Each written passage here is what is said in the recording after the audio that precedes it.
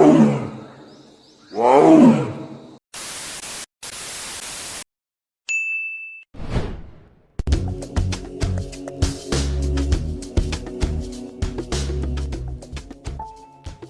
বন্ধুরা, সকলে কেমন আছো? আশা করছি সকলে খুব ভালো রয়েছো।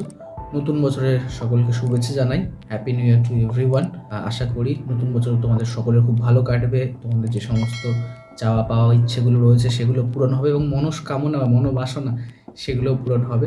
সবাই সবার পাশে থাকবে এবং অবশ্যই আমাদের চ্যানেলের পাশে থাকবে, অনুরোধ রইল। শুরু করছি আজকের ভিডিও। মেইন টপিক হচ্ছে সুন্দরবনের বাঘকে দক্ষিণ রায় বলে কেন। দেখুন, আপনারা দেখে থাকবেন বিভিন্ন খবরের নিউজ চ্যানেল, সোশ্যাল মিডিয়াতে যে সুন্দরবন ঘুরতে গেছিলাম, বাঘের দেখা মিলল, বা সুন্দরবনে ঘুরতে গেছিলেন একদল ভ্রমণ পিপাসু মানুষ, তারা বাঘের দেখা পেল।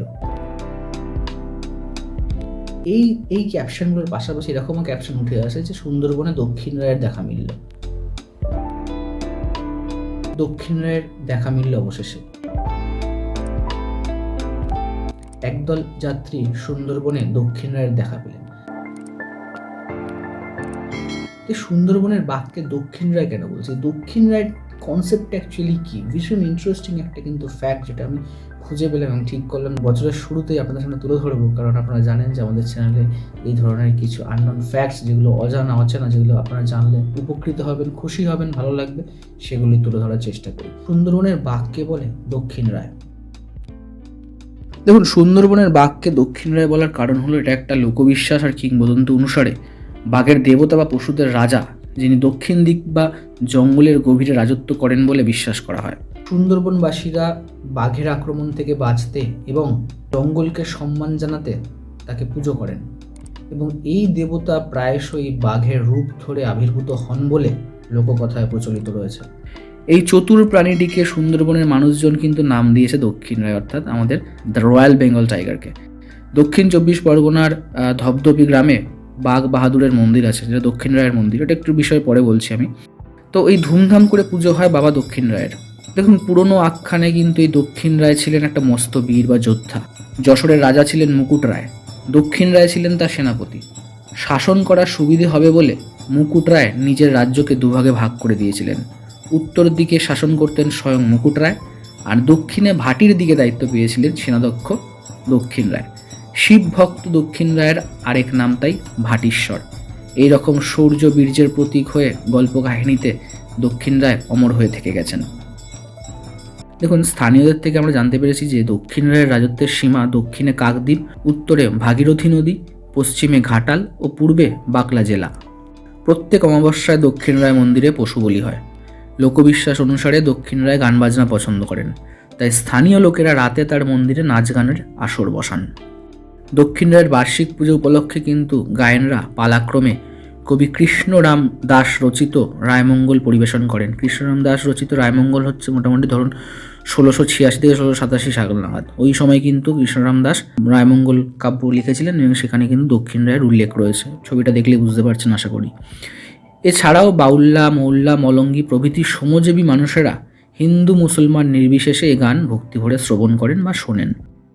সুন্দরবনে যে সমস্ত অধিবাসীরা থাকেন, তারা ম্যানগ্রোভের জঙ্গলে যখন ভেতরে যান, সেটা ধরুন মধু সংগ্রহের জন্য বা কাঠ সংগ্রহের জন্য বা শিকার করার জন্য বা মাছ ধরার জন্য, যে কারণেই যান না কেন, তারা কিন্তু যাওয়ার আগে দক্ষিণ রায়ের পুজো দিয়ে তারপরে ভেতরে প্রবেশ করেন।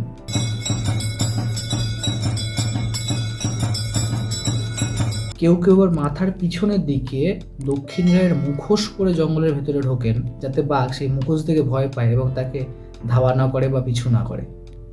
এবার আপনাদের মনে প্রশ্ন জাগতেই পারে যে এরকম একটা মন্দির কোথায় রয়েছে। যেটা আমি শুরুতেই বলেছিলাম যে কলকাতার গড়িয়া রেল স্টেশনের কাছাকাছি লক্ষ্মীকান্তপুর আর ধবধবির কয়েক মাইল দূরে একটা দক্ষিণ রায় মন্দির রয়েছে।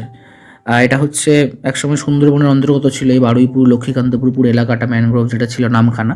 এই জায়গাটার যেটা কথা বলছি সেটা কিন্তু বারুইপুর স্টেশনে নেমে কিছুটা যেতে হয় টোটো করে, তারপর পৌঁছানো যায়। আমি আগেই বলেছি সেখানে যাব। তো মন্দিরের বিষয়ে আমি খুব সংক্ষেপে বলি যে এই মন্দিরে কিন্তু দক্ষিণ রায়ের একটা মূর্তি রয়েছে।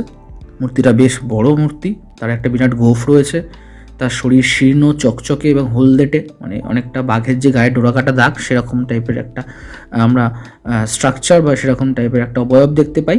মুখের দুদিক থেকে লালা ঝরে, তার একটা 6 মিটার দীর্ঘ লেজও আছে এবং মন্দিরের ভেতরে তার মূর্তির পাশে কিন্তু আরও অনেক দেবদেবী রয়েছেন ছোট ছোট, এবং বেশ কিছু বন্দুকের স্ট্রাকচারও রয়েছে।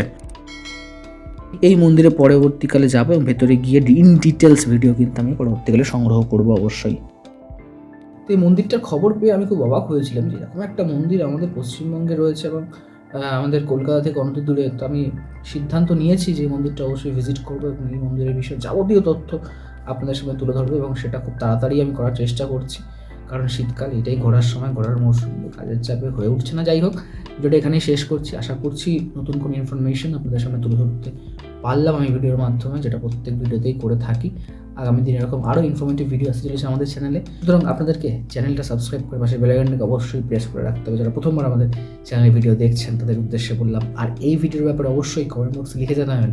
নতুন বছরের শুভেচ্ছা আপনারা জানাতেই পারেন, কোনো অসুবিধা নেই।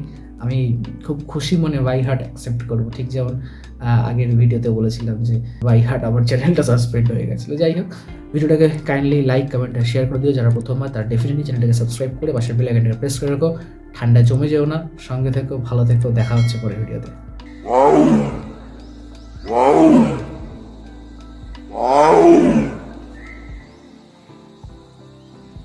Wow.